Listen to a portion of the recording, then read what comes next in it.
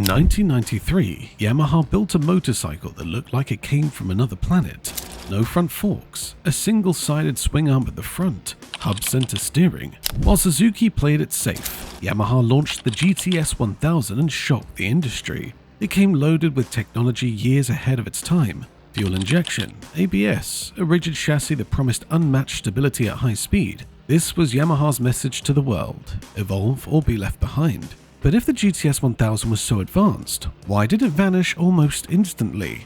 Let's find out the shocking truth behind Yamaha's GTS1000. By the early 1990s, Suzuki had perfected a simple formula: build practical sports tourers that delivered good performance without breaking the bank, use proven technology, keep prices low, sell volume. The strategy worked brilliantly. Suzuki's bikes delivered everything most riders needed without technical complications or premium pricing. The RF600 arrived in 1993 with 100 horsepower from a liquid-cooled inline-4. The bike used technology from the GSXR lineup but tuned for touring comfort. Price was under $7,000. When the RF900 launched in 1994, it followed the same philosophy. A 937cc engine borrowed from the GSXR 1100 made 125 to 130 horsepower in a practical touring package. Big 21-litre fuel tank gave 200 miles between fuel stops, comfortable dual seat, effective fairing, all for reasonable money. Suzuki wasn't trying to revolutionize motorcycles. They were giving riders exactly what they asked for: proven performance in a comfortable package at a fair price. The bikes weren't exciting or innovative, but they worked reliably and sold consistently. This practical approach dominated the sport touring market. While other manufacturers experimented with expensive technology, Suzuki kept building bikes the normal riders could actually afford and enjoy. But Yamaha was about to prove that sometimes winning the market doesn't mean winning the engineering war. While Suzuki was building practical bikes, Yamaha was developing something completely different in secret: a sport tourer that would showcase engineering capability rather than market research. The project started when American inventor James Parker patented his RADD front suspension system in 1985. RADD stood for Rationally Advanced Design Development. Parker had analyzed why earlier hub center steering designs had failed and created his own solution. Parker's system separated steering from suspension completely. Traditional telescopic forks do both jobs at once, which creates compromises.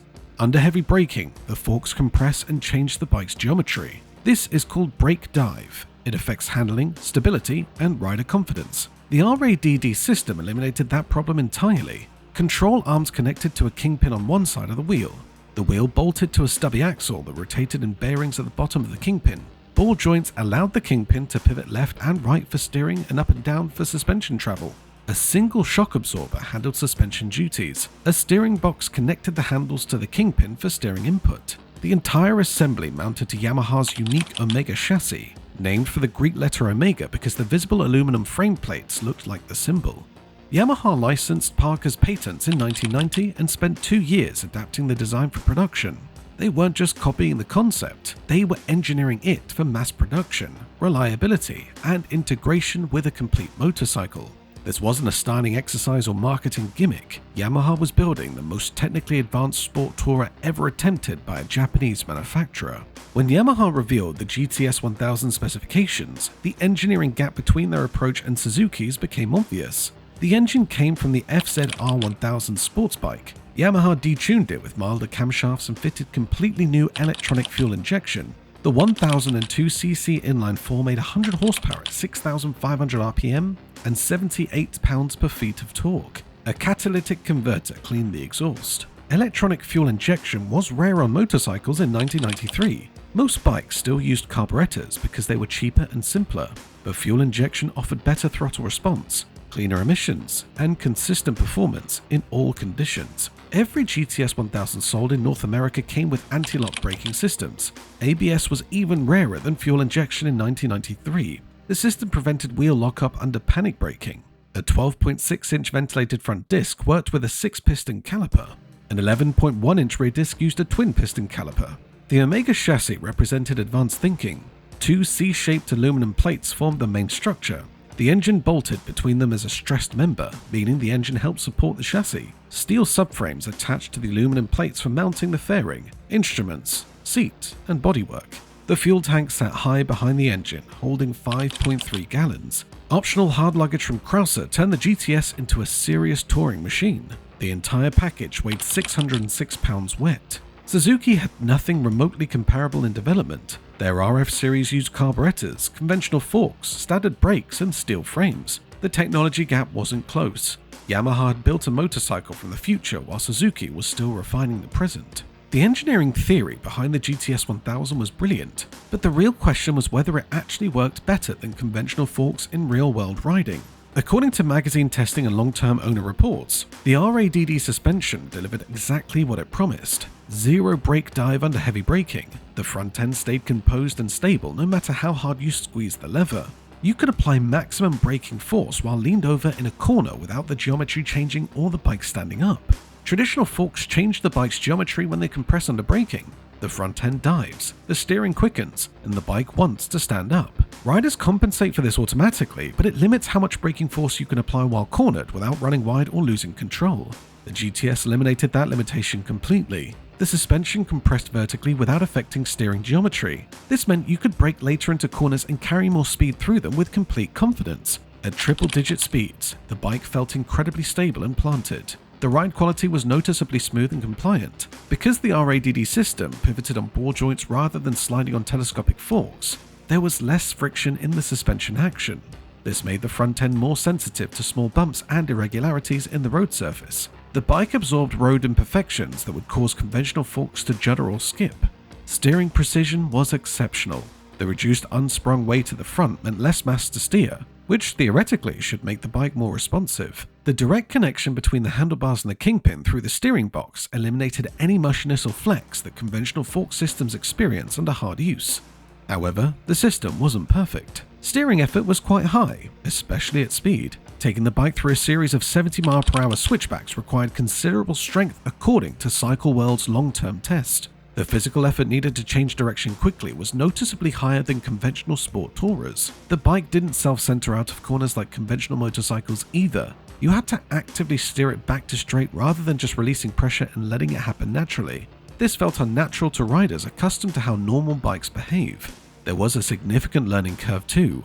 One long-term owner reported it took about 6 months to really get confident with the bike. The handling characteristics were different enough from conventional motorcycles that riders had to adapt their technique and trust the system. But once you learned how it worked, the GTS rewarded that learning with capability no conventional sport tourer could match.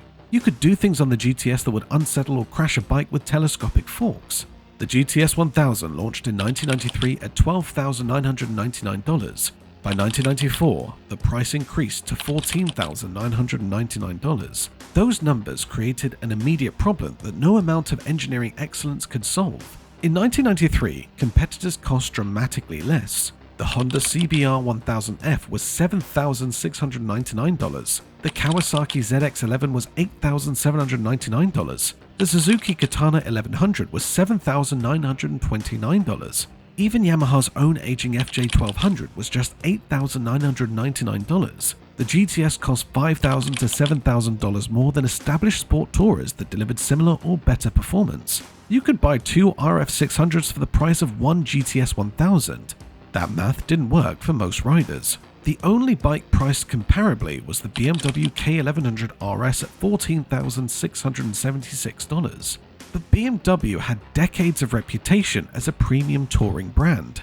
Riders buying BMW is expected to pay extra for German engineering, build quality, and brand prestige. Yamaha was asking BMW money without BMW's luxury brand positioning. The weight was another serious issue. At 606 pounds wet, the GTS was substantially heavier than conventional sport tourers. The Omega chassis and RADD suspension added complexity and mass that couldn't be engineered away. The FJ1200 weighed about 550 pounds. The RF900 was similar. That 50 to 60 pound difference was immediately noticeable in everyday riding, especially at parking lot speeds where the bike felt cumbersome and difficult to maneuver. Performance didn't justify the premium either. The GTS made 100 horsepower from its detuned FZR1000 engine. The RF900 made 125 to 130 horsepower for half the money. The CBR1000F made similar power to the GTS for $5,000 less. Top speed was 139 miles per hour, which was competitive but not exceptional for the era. Quarter-mile times were good but not class-leading. Fuel economy was average, storage capacity was adequate with optional luggage but nothing special compared to competitors. The GTS offered superior braking stability and handling precision under specific conditions, but those advantages required a learning curve to appreciate fully. A rider test riding the bike for 20 minutes at a dealership wouldn't immediately feel $7,000 worth of superiority over a conventional sport tourer they already knew how to ride. Yamaha had built a bike that was objectively more advanced, but subjectively not compelling enough to justify double the price. The market delivered its verdict, quickly and decisively. In 1993, Yamaha sold fewer than 500 GTS1000 units in the United States. Those numbers were catastrophic for a machine Yamaha had positioned as their flagship sport touring model. Compare that to the thousands of ST1100s Honda sold annually or the strong sales Suzuki achieved with their RF series. The GTS wasn't just underselling competitors, it was failing to find any meaningful market at all. Yamaha pulled the GTS from the US market after just 2 model years. The 1994 model year was the last time American riders could buy a new GTS 1000 from a dealership. That rapid withdrawal signaled how badly the bike had missed its sales targets and how much money Yamaha was losing on every unit produced. The GTS continued in other world markets through 1998, but production volumes remained minimal throughout its entire run. Total GTS 1000 production across all years and all markets was extremely limited. Exact numbers are difficult to verify, but the bike is rare today specifically because so few were built. Low production volumes meant Yamaha never achieved economies of scale that could have reduced manufacturer costs or improved profitability. Meanwhile, Suzuki's practical approach continued selling strongly year after year. The RF 900 became known as a solid, reliable sports tourer that delivered good performance without complications or premium pricing.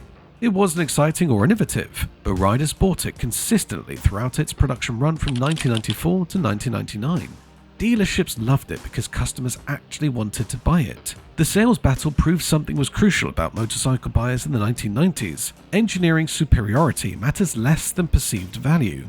Technical innovation impresses magazine editors and wins awards, but it doesn't automatically translate to showroom traffic or actual sales. Riders wanted a bike they understood, could afford, and felt comfortable riding immediately. Yamaha learned these lessons the expensive way. The GTS 1000 won engineering awards, earned magazine praise, and generated tremendous publicity, but it lost the only battle that actually mattered to the company's bottom line. The battle for customers willing to pay premium prices for unfamiliar technology that required adaptation and trust. In June 1993, Rider magazine named the GTS 1000 their bike of the year. Their reasoning revealed the disconnect between what journalists valued and what customers actually wanted. The magazine wrote that fuel injection, ABS, catalytic converters, and forkless front ends were the most important innovation for motorcycling's future. The GTS 1000 combined all 4 systems. They had never had it easier picking their Bike of the Year award winner. Cycle World ran a long-term test and declared the GTS was quickly becoming a star favorite. They praised the powerful anti-lock brakes, potent engine, and optional saddlebags. But these positive reviews couldn't overcome the bike's commercial reality. Magazine editors rode multiple bikes and evaluated them on technical merit. Customers shopped with their own money and made decisions based on price, familiarity, and emotional appeal. The GTS impressed people who understood suspension geometry and chassis dynamics. It didn't impress people who walked into dealerships, sat on it, saw the price tag, and walked over to look at the FJ1200 instead. Awards and positive reviews generated publicity, but they didn't generate sales.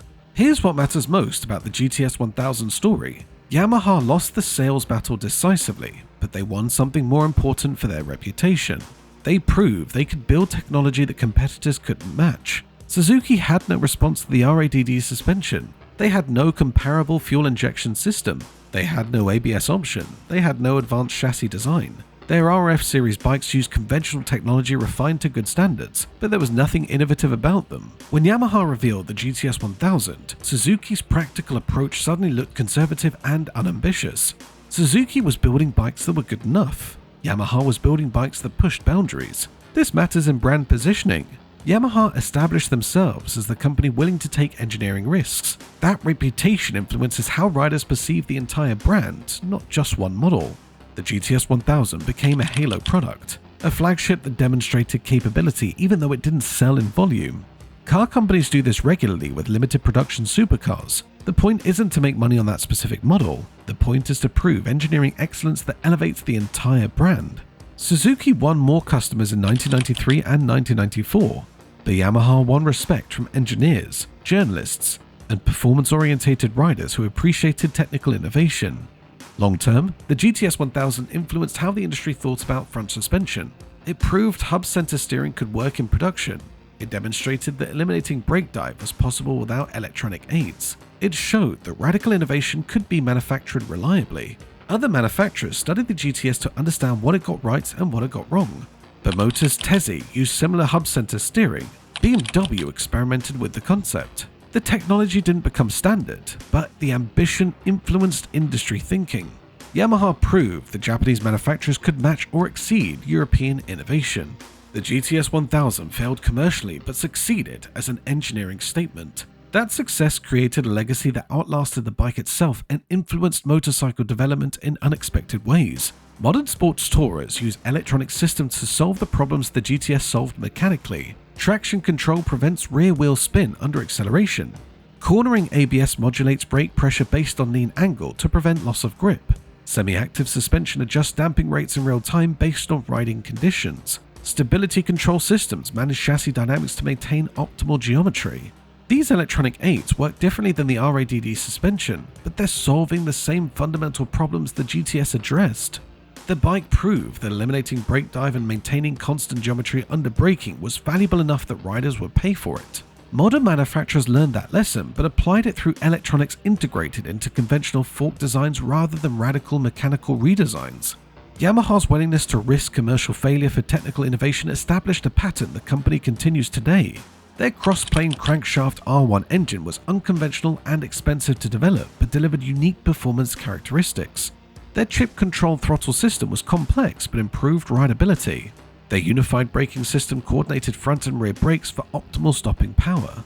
All of these innovations followed the GTS philosophy, engineer the best solution regardless of whether it's conventional. The collector market today values GTS 1000s as significant motorcycles despite their commercial failure. Low production numbers make them genuinely rare. The radical technology makes them historically interesting.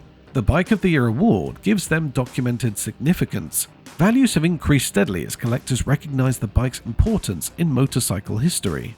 Long-term owners who understand the GTS defend it passionately. They appreciate the handling characteristics that conventional riders never learned to exploit. They value the engineering excellence even though the market rejected it. These owners represent the audience Yamaha was actually building for, not the mass market that wanted something familiar and affordable. Museum collections include GTS 1000 specifically because of their technical significance and place in motorcycle evolution.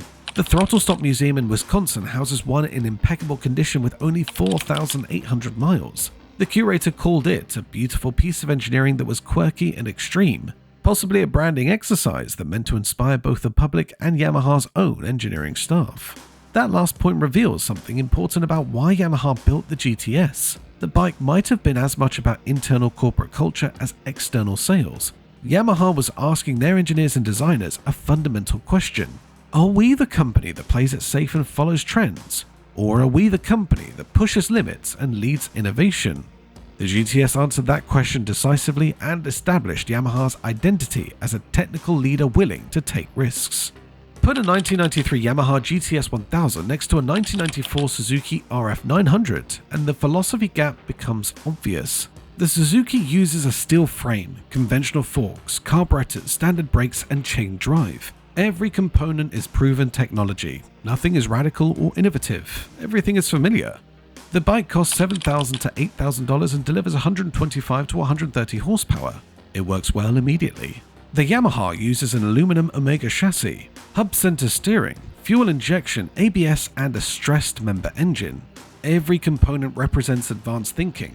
Nothing is conventional. The bike costs $15,000 and delivers 100 horsepower. It works brilliantly once you learn how to ride it properly. Suzuki built for the market that exists. Yamaha built for the market they wish existed. Suzuki optimized for immediate sales. Yamaha optimized for long-term reputation and engineering credibility. Both approaches have merit. Suzuki's practical bikes kept riders happy and dealerships profitable. Yamaha's ambitious flagship proved the company could innovate at the highest level even when the market wasn't ready. The RF900 sold better and survived longer in production, but nobody remembers it as particularly significant. It was a good bike that did its job competently and then was replaced. The GTS1000 sold terribly and disappeared quickly, but people still discuss it decades later as one of the most interesting motorcycles of the 1990s. That's the real comparison. Suzuki won customers, Yamaha won history. Yamaha didn't silence Suzuki through sales numbers or racing victories. They silenced Suzuki through engineering ambition that made Suzuki's practical approach look timid and conservative. When the GTS1000 launched, Suzuki had no response. They couldn't match the technology. They couldn't argue their RF series bikes were more advanced. They could only point to sales figures and affordable pricing. Those arguments worked with customers shopping for practical transportation, but they didn't work with engineers, journalists, or performance enthusiasts who valued technical innovation. In those circles, Yamaha won decisively. This created a lasting perception gap between the two brands. Yamaha became known for engineering ambition and technical innovation. Suzuki became known for practical, reliable bikes built to budget constraints. Both approaches have their place, but one earns more respect from people who care about motorcycles as engineering achievements. The GTS1000 proved that winning doesn't always mean selling more units. Sometimes winning means proving you can build what others cannot, even when the market isn't ready to buy it. That's a different kind of victory, but it's a victory that shapes brand identity for decades. Suzuki sold more bikes in 1993 and 1994, but ask any motorcycle enthusiast today which company showed more engineering courage, and the answer is obvious. Yamaha built the future even though riders wanted the present. That boldness silenced critics who claimed Japanese manufacturers only knew how to copy and refine, never to innovate and lead. The shocking truth isn't that the GTS1000 succeeded commercially, it's that commercial failure didn't matter. Yamaha won the engineering war, proved their technical capability, and established a brand identity that continues paying dividends today. Sometimes the most important victories happen when nobody is buying what you're selling. They happen when you prove what's possible, not profitable. The GTS1000 was that kind of victory. And that's why we're still talking about it 30 years later, while nobody discusses the Suzuki RF series despite its better sales. Which matters more to you, the bike that wins sales or the bike that wins respect? Drop your take in the comments below. And if you want more videos about the engineering battles and innovation wars that shaped motorcycle history, subscribe and hit the notification bell.